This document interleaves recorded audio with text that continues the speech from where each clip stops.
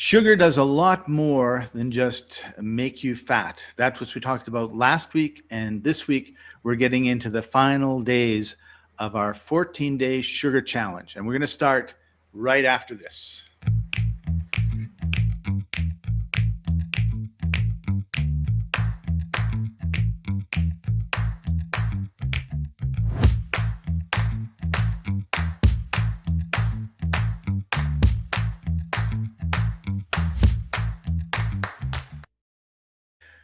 Welcome, everybody. Most health advice is one size fits all, but your biology isn't one size fits all. We help people move past generic, industrial medicine to find the specific natural path that actually restores your unique body to health. And that's our whole mission, restoring vitality to you and the planet. I'm your host, Scott Patton. Joining us as usual is our other host, Martin Patella, health engineer. Martin, how are you doing today?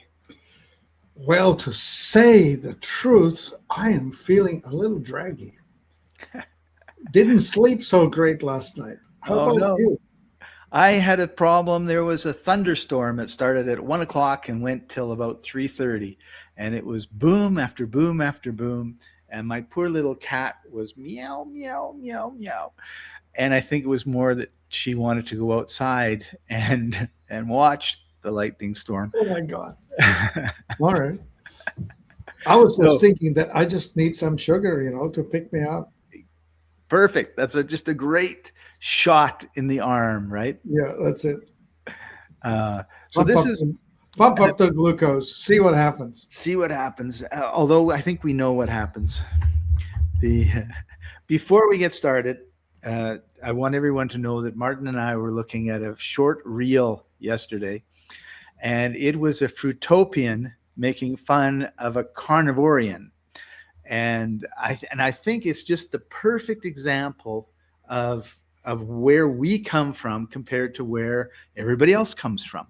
And this poor fruitopian, he was doing one of these, right? And he was reading what a carnivorian was writing, and how the carnivorian was not happy with their diet or something. And he's laughing and said, of course not, like you're eating meat and blah, blah, blah, and you're doing this and blah, blah, blah. And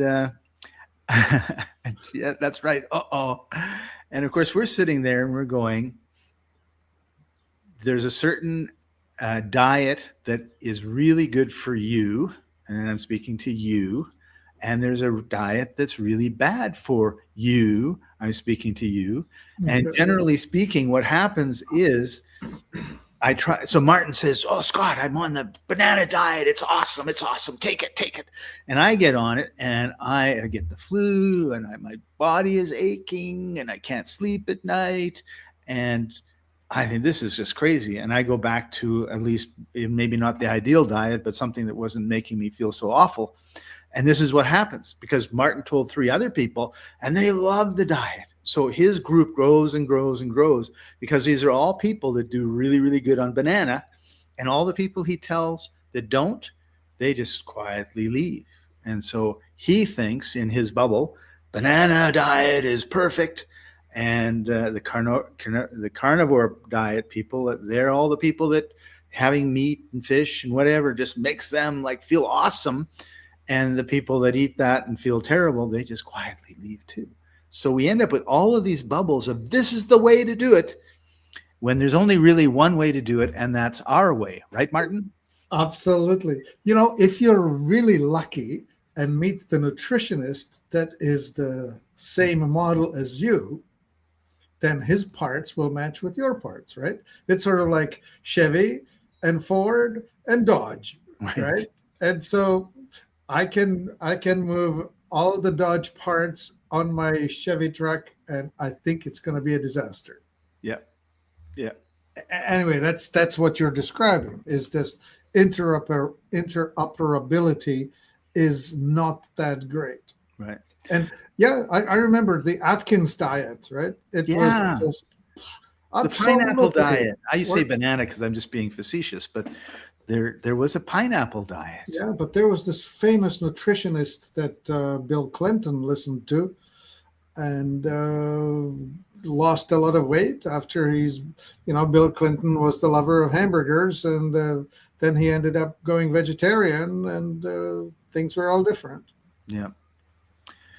That's exactly right. So we talk a lot about metabolic type, and if you understand metabolic typing and you know what your type is, all of a sudden things are going to change, right? Like with my metabolic type, if I eat bread or pasta, it makes me alkaline and I fall asleep. So if I have a sandwich for lunch at 2 o'clock, I am out on the couch and you barely wake me up if you're shaking me, right? Because I am Yeah, deep, deep, deep.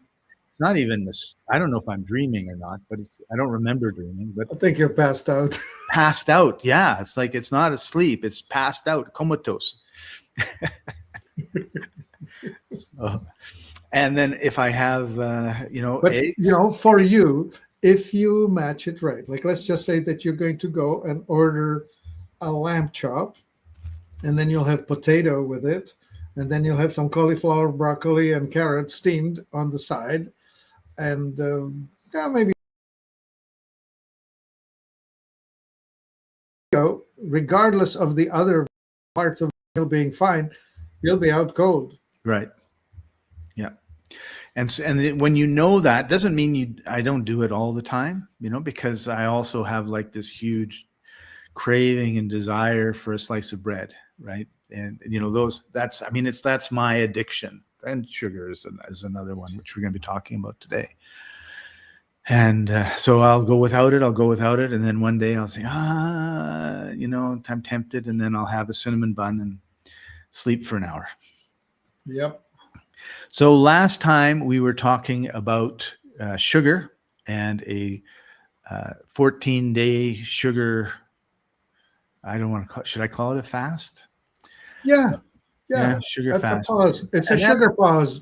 A sugar pause. And that's our challenge for you. And sugar is probably the most addictive substance that we have. It's in everything, everybody, which is why we say go with whole foods.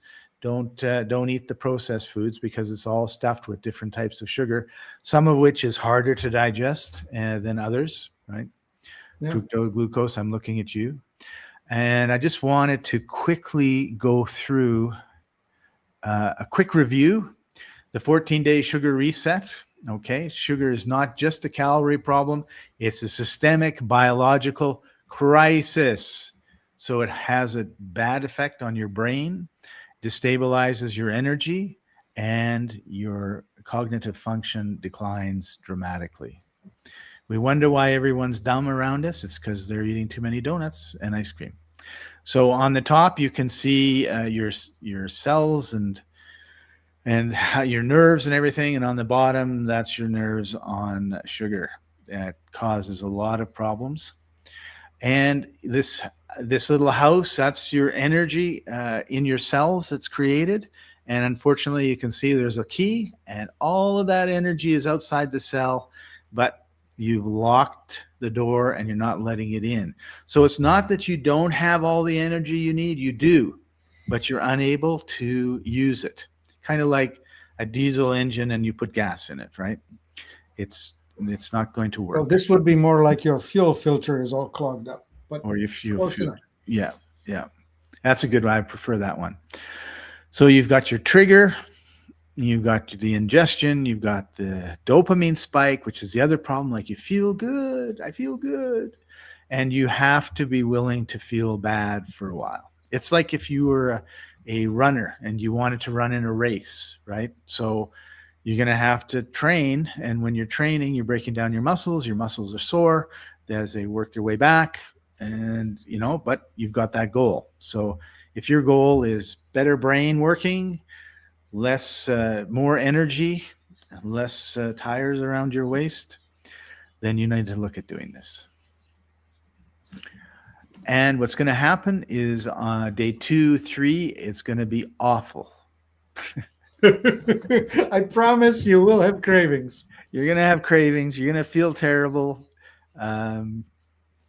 We have a product that we sell a lot called Zeolite. And Zeolite will go in and it will connect with toxins in the body and pull it out. And if you take a little bit, it'll pull out a little bit and you won't notice it. But if you take a lot, it'll pull out a lot and you're going to have headaches. You're going to feel terrible. You might have flu-like symptoms. Ask me how I know. Do you remember when you took that big hero dose of humic acid? Yeah. It's like, wow, oh, I'm so sick. Oh, no, you're detoxing. And of course, in the mind, if you talk about I am detoxing when you feel bad versus I am sick, it makes a huge difference on what you're thinking and doing when you're going through your detox, right? Yeah. So when you do stuff and, oh, like I've got the flu, no, I'm detoxing and I have these symptoms of my detox. It's working. And life, liquid zeolite. Awesome. So that's and then it's going to go down, but you'll notice it doesn't go down as far as it does on day 1, day 2. Like you're always going to have to be aware of this issue, right? I had my mom's cousin in his 90s was on dialysis. And so his kidneys stopped working. Had to go 3 times a week into the city, 30-minute drive there, 30-minute drive back. And 2 hours on the machine. 2 hours on the machine. If he didn't do it, he would die. In fact, that's how he died, because he finally said, you know what, I'm not doing this anymore. Just let me die. And so 2 weeks later, he was dead, or however many days. Actually, it's quicker than that. Yeah. You only get to skip once. Yeah. Meaning this, if he was due to take a Saturday session and didn't, he'd be dead by Monday. Yeah. So there are things that you have to realize and understand that you have to do all the time. And one of those, if you really want to have a good, healthy life, is stop eating sugar all the time. Like you can't stop and then go on a binge and have ice cream and donuts and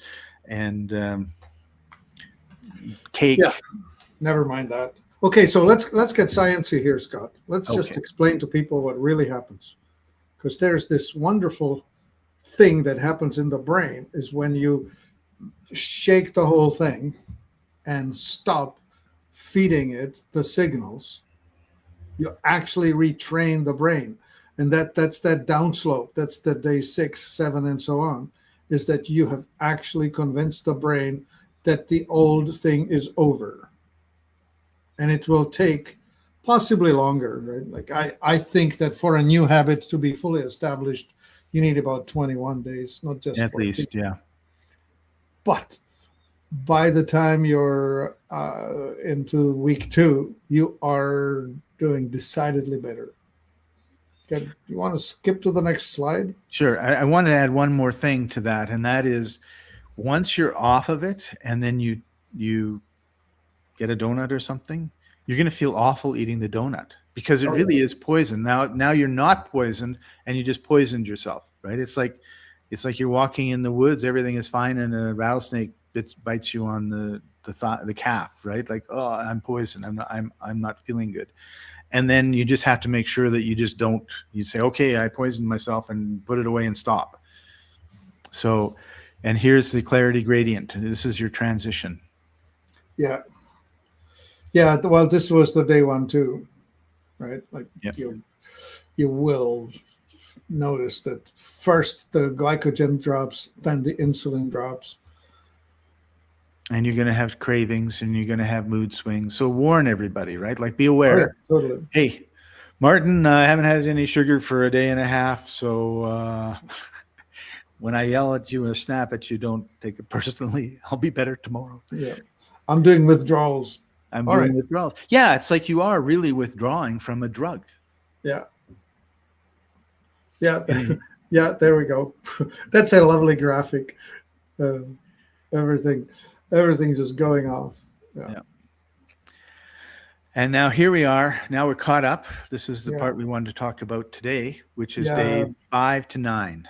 Yeah, the brain-derived neurotropic factor, the BDNF. That's the main adjustment.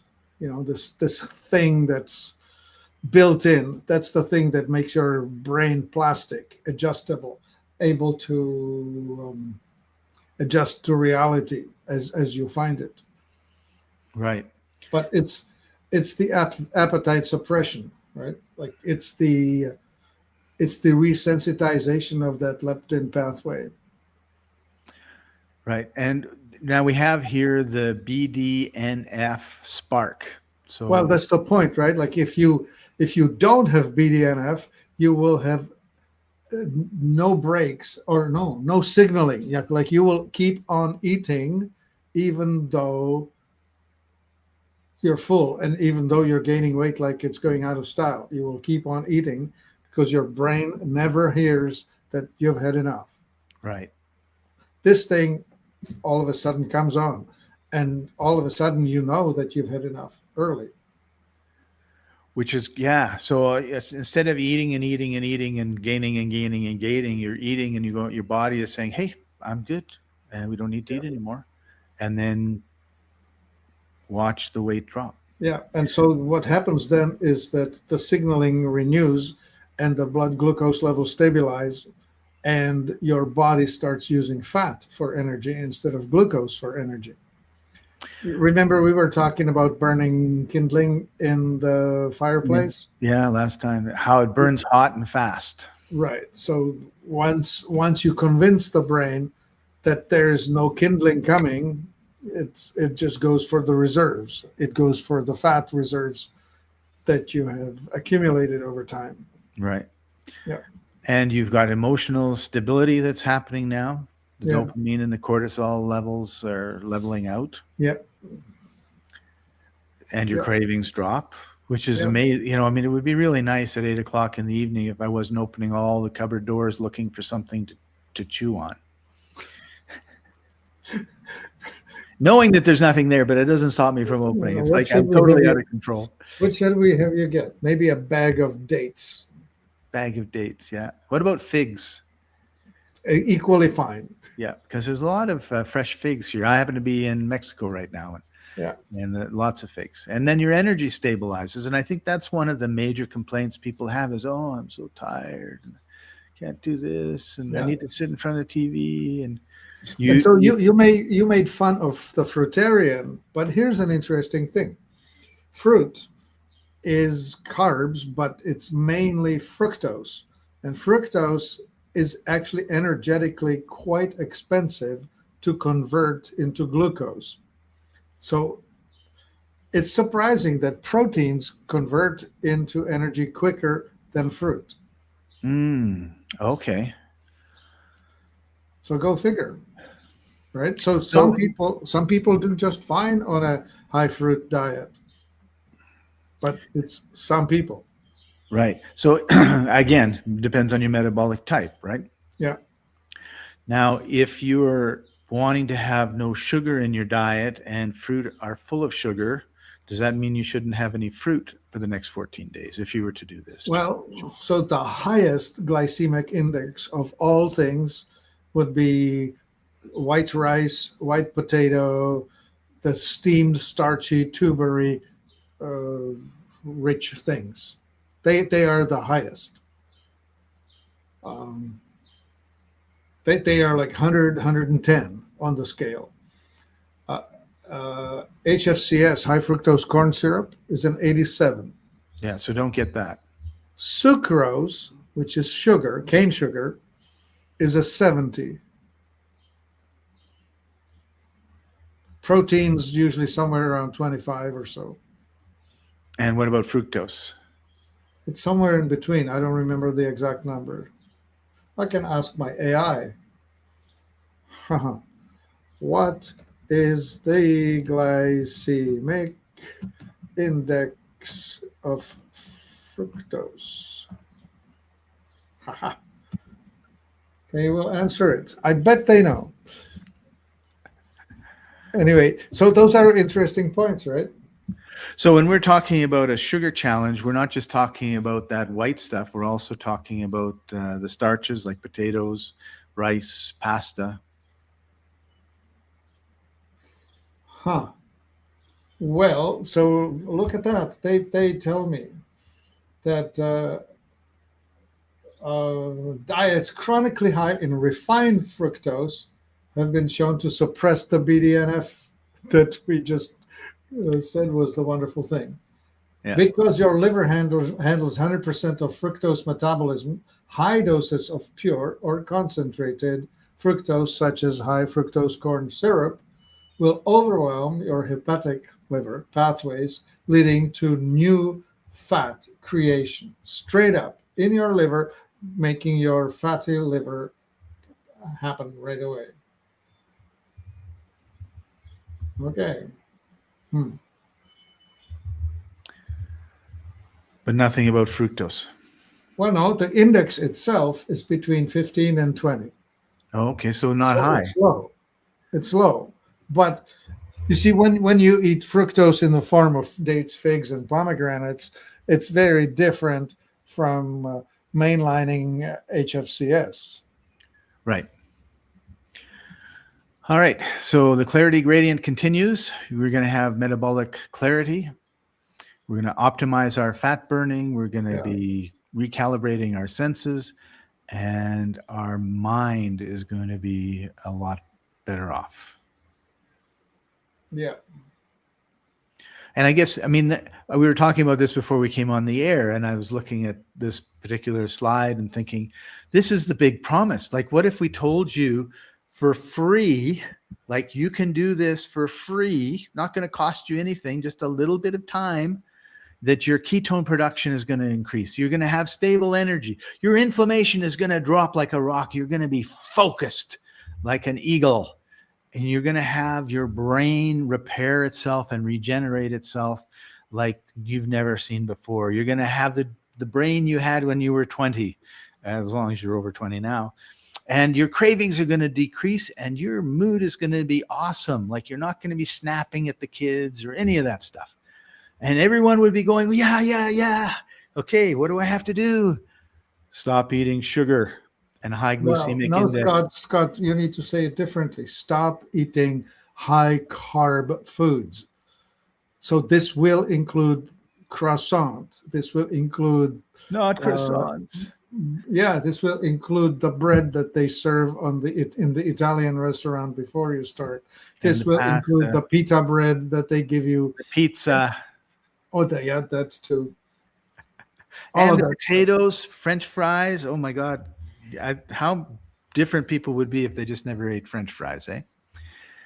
Combination of rancid oil and potatoes. With salt. And the AGE, high glycation, advanced glycation end product. That that caramelized surface of the French fry. Yeah, that's just so delicious. Mouth feel happy, irresistible. Yeah, that is the stuff. But that's the thing, right? Like, you can make a very simple. Yeah, who could pass that up, right, George? Exactly, nobody. But there's, it's like a very simple change that people could make, and it's all scientifically proven that you're going to have massive changes in your level of health. And all the things people complain about, I'm tired all the time. I can't go for a walk. I can't focus on anything. My brain hurts. I'm in pain. All right. We'll start going away. Moving along. We are dawdling. All right. So the reset. This is the 4 pillar reset. So you were talking about do not bring it into the house. Yep. Yep, that's it. I mean, if there is a cake in the fridge, it'll eaten. Find a way on your plate. Yeah. Yeah, we have to set ourselves up for success, right? Yeah. You need to look at your, what have you got in your house? And and it's more difficult if you have a family. Like, you really need your family to be on board with this. Yeah. And then the other problem that you have is we are social beings. So, for example, I visited my upstairs neighbor, and she made a brownie cake. And so, here's some. How can you turn it down? How can you turn it down, right? So, you need to beforehand, right, explain to people this is what I'm doing. I'm doing this for this reason or that reason. And I'd like you to support me. So when I say no to certain things, beer, we didn't talk about alcohol, right? I mean, that's Yeah. something that you'd want to be not having for a lot of reasons. But a lot of people like, oh no, I gotta have my beer I gotta have my glass of wine. My mom, every night in the, not night, but in the evening, 5, 6 o'clock, she has a glass of wine, has had it for 20 years. 90 years. So, not going to change. Nope. But if, and that's the thing, right? Like my dad had leukemia, and he said to me, Scott, if the doctors told me I could live 10 more years, if I just didn't have my whiskey, I would tell them, no, thank you. I love my whiskey. I'm going to have my little ounce of whiskey every day or two, and that's it. So but it's different if you make these decisions consciously, right? I know that doing this is going to make me a little more inflamed and my brain work a little less, but I really, really love brownies. So I'm going to have my brownie once a week. That's, you have to live your life. And this is an awesome question. Marleki says, is eating fruit the same as eating a donut as to how it affects the body? It's not the same thing. It's very different for the following reason. As I mentioned, the index, the glycemic index of the fruit or fructose is somewhere in the teens to 20s, whereas the donut is going to be somewhere around 95 to 105. So the donut is going to raise your blood glucose massively and quickly, spike. The fruit will not spike you. The fruit will come in, and it's metabolized differently. It's metabolized only in your liver, and so long as your liver is well, so long as it's healthy, so long as you're not a fast oxidizers who don't do well on fruit at all, then you'll be fine.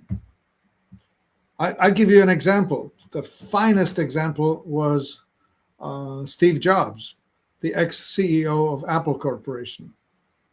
In his youth, he experimented with being a fruitarian.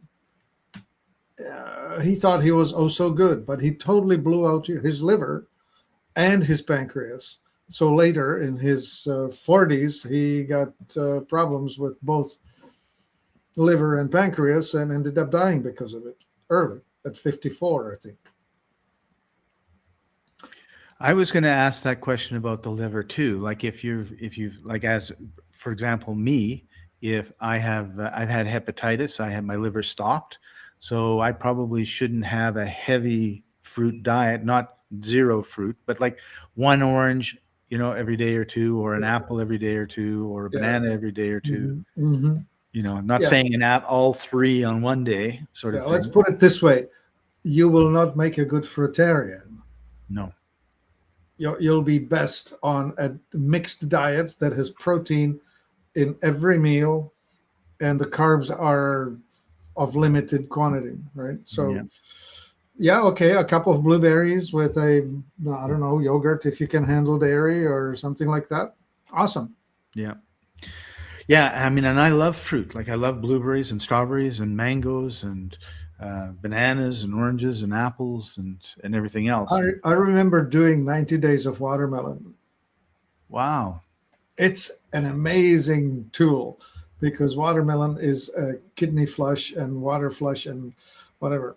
If you can manage in the summer, it's actually a fun experiment. Right. And something to look at and also make sure you educate yourself on it before you do anything is just doing these fasts, like a 1-day fast, a 2-3-day fast. And I know one person that was doing I think a 10-day fast. And at the end of the 10 days, they were feeling really, really good. And they said, I'm going to go do a 21-day fast. Then I'm going to do another 11 days. And then I think they went 40 or something before they ended up, having something to eat. Yeah. So, okay. 2 topics. One, the fruit, they're not all made the same. Like, for example, bananas are very starchy, especially the riper they get. Once they get brown spots and whatnot, they are really converted into high sugary, high starchy state. Bananas, pears, maybe some sweet melons, papayas. Those are richer in that sugary thing. An apple, for example, a tart apple like Granny Smith is way less sugary than something like the golden Jonah Gold, whatever the thing is. Golden delicious. Yeah, those things, right? So pay attention and don't overdo it, but absolutely fine. And then you mentioned Fasting. what the heck?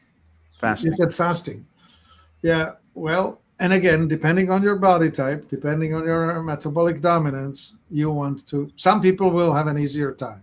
For some I have a people, terrible time with it. for some people, doing 1 day fast is manageable. 3 days, yeah, you're about at your limit. Yeah. And I guess the other thing too is a lot of times, depending on your personality, don't try to do it alone. Like I did a master cleanse thing where I don't know, you mixed a bunch of stuff. It was a drink and you never ate for, I don't know, 10 days or something. Okay. And my girlfriend at the time was doing it as well. So Okay. doing it together. I mean, could you imagine you're doing this thing and you're not eating and someone's eating an apple pie that you just love and with ice cream, right? You know, and I know people that would do that just to bug the person, right? I know you're on a fast and look at this donut I'm eating, right? Yeah. Not a good friend. Not a good friend. Yeah. All right. So, All right. let's get back to this. Where are we? Here we go. Yeah. So we went on A little bit of a get it out of your house. The nutrients, you definitely make sure that you have electrolytes. If you sweat, you need salt, sodium. Most people also need magnesium, potassium. Fast oxidizers need lots of calcium, which is not getting mentioned on this slide, but they do. And B vitamins collectively are super important because they wash out with water. So they need to be replenished all the time. And then macronutrients, macronutrients, those are the carb, fat, and protein. Yeah. And that their individual balance, the ratios between these three, is different from everyone. Right. Like an Eskimo will go very high fat with protein, no starch. Yeah. Because they don't have any carbs in the Arctic Circle. No. And a Bedouin living in an oasis in North Africa. It's date palms, so it's dates, figs, camel milk. That's carbs with carbs on top of carbs. Yeah. And then use keto-friendly alternatives. Yeah. People are making, people are trying to make stuff that fits into these diets that doesn't mean you have to deprive yourself if you really love pizza, for example. Yeah. And I guess deprivation, that feeling of punishing yourself, right? Like, oh, I can't have a donut, I'm punishing myself. Like you need to change that whole mindset. You're trying to create a healthy body that lasts for a long time. And we're living in the most chronic disease time of humanity. Like there's so many people that have chronic diseases of some sort. And the number of people that are off work sick has just skyrocketed the last 10 years compared to, the 50s, I guess. And we really need to pay attention to that and do something about it. And the only people that can do anything about it is us. By the way, the line that you missed off the last slide is artificial sweeteners. Yeah. Use it. They are worse than the real thing. Yeah. Yeah, so your Coke Zero, Pepsi Zero, Fanta Zero are a real problem. No, just drink the sugar cane. That's right. Yeah. If you're going to have it, just go in and have it with fun. That's right. Yeah. All right. And now we come to our end here. Yeah. Right. So when you level out the glucose levels, you will not have the crashes. When you convince your body to burn fat for energy, you will have a decent baseline all the time because it's not looking for the easy to burn glucose. It's always burning the hard to burn fat. And burning it slowly. Yeah. So you're getting that steady energy, like the massive logs that are on a fire, right? They Yeah. burn for hours. They give a nice heat. But Yeah. if you're throwing twigs on it all the time, you've got this massive fire that's burning super fast, and you can't get near it because you got massive heat coming off, and then it's all gone. Yeah, and then the inflammation of all the different tissues, especially joints. You wouldn't believe how much joint pain, arthritis, is actually related to a diet that's too rich in starchy things. And that happens to me, Martin. Like if I have a day where I'm out of control and I'm eating donuts and pizza and 5 slices of bread and potato chips and fried potato chips and fried Okay. French All right. fries. The next day, my body aches. And I think, like, I didn't exercise that much yesterday, right? No, you ache because you're inflamed. Yep. And you're inflamed not from overuse, but from the metabolic fire that you're burning throughout. Yeah. So when you wake up and you're like, oh my God, I am so sore, and you didn't run 50 miles yesterday, look at what you ate. Yeah. All right. So let's jump into our 14-day challenge. Listeners, we want you to come back every week and let us know how you're doing. And your commitment is... Yeah, I wonder, anybody out there who has actually started going on a low starch, low glucose diet? And what are the differences? Other than George, who, of course, is living it. So here's your commitment. No added sugar, no processed starch, whole food meals only. And daily habits that we want you to work on is drinking water, increasing your protein, walking after your meals, and getting good, consistent sleep, which means probably going to bed at 9 and 10 instead of 1 in the morning. Yeah. So I want to end this with a quote. I don't know who said it first, but your cravings are not a weakness. They're chemistry. Once your body adapts, everything changes. So, Martin, before we sign off, any last comments that you want to make? Well, if you're having withdrawals, if you're having a dopamine deficit moment, the precursor to that is phenylalanine. So you could just get yourself some phenylalanine aminos and just take, I don't know, they usually come in 500 mg capsules, and you need about 2,000. So I don't know, take 2, 3, 4 in the morning, and you're going to have a whole lot of fun that day because your dopamine will be readily available, and the satisfaction level is going to be readily available, as opposed to you having to chase it hard by pursuing high-risk behaviors or scrolling endlessly looking for the like. There you go. Yeah.